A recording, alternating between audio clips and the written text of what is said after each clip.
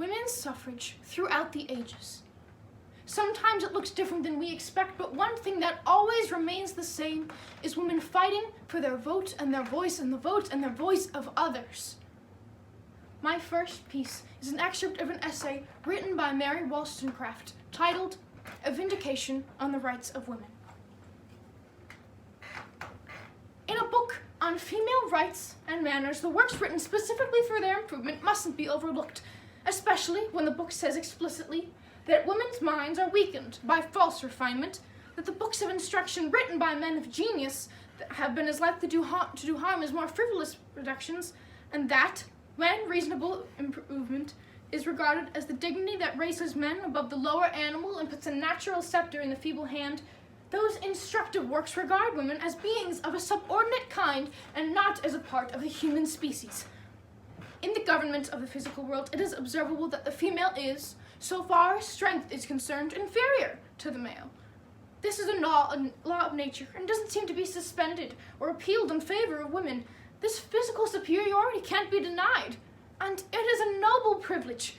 But men, not content with this natural preeminence, try to sink us lower still, so as to make us really alluring objects for a moment, and women, intoxicated by the adoration that men pay them, don't try to achieve a permanently important place in men's feelings, or to become friends of the fellow creatures that find amusement in their society.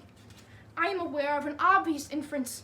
From every direction I have heard protests against masculine women, but where are they to be found? If men are using this label in criticism of women's ardor in hunting and shooting and gambling, I shall gladly join in. But if their target is the imitation of manly virtues, or the achieving of the talents and virtues that ennoble the human character and raise females in the scale of an animal, under the comprehensive label mankind, all those who view women with a philosophical eye must join me in wanting women to grow more and more masculine every day.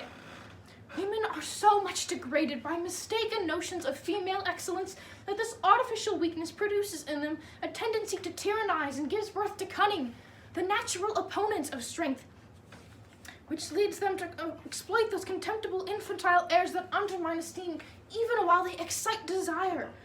Let men become more chaste and modest, and if women don't become more correspondingly wiser, then we will see that they truly have weaker understandings. I hardly need to explain that I'm talking about the female sex in general. Many individual women have more sense than their male relatives. Some women govern their husbands without degrading themselves, because intellect will always govern. Where there's a constant struggle for an equilibrium, nothing will swing the scales its way unless it naturally has a greater weight. This next piece was written as a satirical song for women during the height of the women's suffrage movement in the early 1900s. A suggested campaign song by Alice Duer Miller. We are waging, can you doubt it, a campaign so calm and still, no one knows a thing about it, and we hope they never will. No one knows what we oppose, and we hope they never will. We are ladylike and quiet. Here a whisper, there a hint. Never speeches, bands, or riot, nothing suitable for print. No one knows what we oppose, for we never speak for print. Sometimes in profound seclusion, in some far but home-like spot, we shall make a dark illusion. We are opposed to you know what. No one knows what we oppose, for we call it you know what. My next piece is a news article written shortly after the 2020 election detailing a current form of women's suffrage. How Stacey Abrams, Latasha Brown, and other black women changed the course of the 2020 election, by Courtney Connolly. As the 2020 presidential election came down to the wire, it was clear that black women continued to be the Democratic Party's most powerful voting group.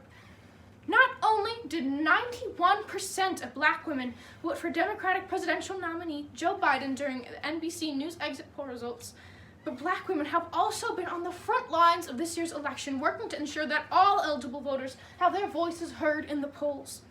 In Georgia, Stacey Abrams, who ran for the governor in 2018, has been on the ground to ensure that voter suppression does not dictate the outcome of this year's election. 2 years ago, she lost the gubernatorial race amid reports of voter suppression in the state. Between 2010 and 2018, Georgia's Secretary of State during that time purged upwards of 1.4 million voters from the polls, with many voter registrations being canceled because a person did not vote in the previous election. 53,000 people had their registrations moved to pending because of the state's exact match law. Of those 53,000, more than 80% of those registrations belong to black voters. After her 2018 loss, Abrams started a voting rights organization called Fair Fight, which focused on increasing voter participation as well as education about elections and voter rights. As a result of these efforts, it's estimated that more than 800,000 new people have registered to vote in Georgia since 2018, with Abrams telling NPR that 45% of new voters are under the age of 30 and 49% are people of color. In addition, Abrams tells NPR that she and her team were able to get rid of the exact match policy before the 2020 election. Similar to Abrams, Natasha Brown, co-founder of the Black Voters Matter Fund, which works to increase voter registration and turnout and expand voting rights policies, used an election loss to fuel her desire to create change. In 1998, Brown ran for the State Board of Education in Alabama's 5th District against incumbent Democrat Willie Paul. It was her first time running for office, and Brown tells CNBC Make It that the race was so close it took 7 days for the winner to be announced, with Brown losing by a little over 200 votes.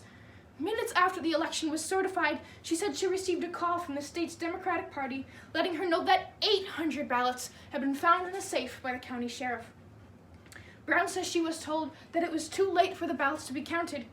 To fix the issue, she said she's told that she could seek legal action, but as a grassroots candidate, Brown says she didn't have the money to do so. "I was so disappointed," says Brown, who now lives in Atlanta. "I realized that after that experience, that voter suppression was more common than we think it is.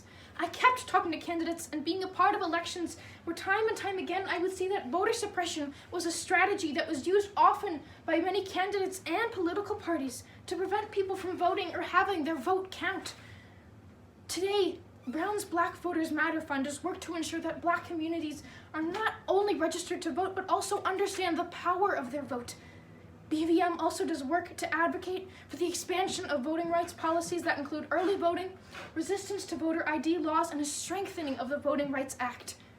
As Congresswoman Maxine Waters told MSNBC's Joy Reid after Vice President-elect Kamala Harris's historical nomination, "Black women have shown that not only will they vote, but they will get out the vote and they will fight for the vote." My last piece is a motivational poem written by Charlotte Perkins Gilman, titled "We as Women."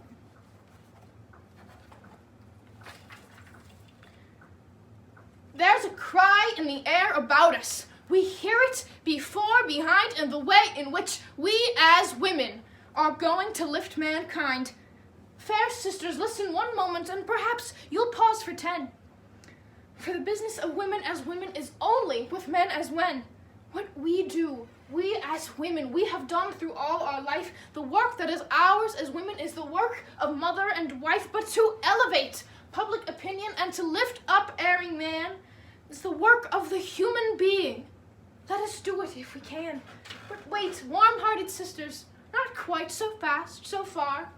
Tell me how we're going to lift a thing any higher than we are. We are going to purify politics and to elevate the press. We enter the foul paths of the world to sweeten and cleanse and bless, to hear the high things we are going to do and the horrors of man we tell. One would think we as women were angels and our brothers were fiends of hell. We that were born of one mother and reared in the self-same place, we that in the school and the church together, we of one blood, one race. Now then, all forward together, but remember everyone, that 'tis not by feminine innocence that the work of the world is done.